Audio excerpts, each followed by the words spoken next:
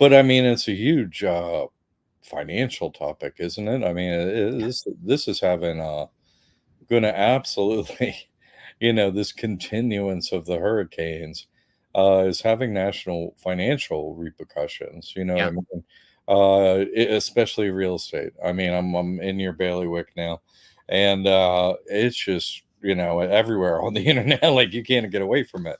Yeah. Uh, and then DeSantis, I didn't see it. I didn't see the video, but I saw somebody say he said that like the last backer of insurance, the state, this we're gonna everybody gets insurance. That one's insolvent, is what he Right. said Right. right before the storm shows up. It's like, you could have maybe give us another day warning, a week, anything. So yeah, that's not good news. And then it's just topic after topic of real estate issues in Florida. So many old condos, new rule because one fell down.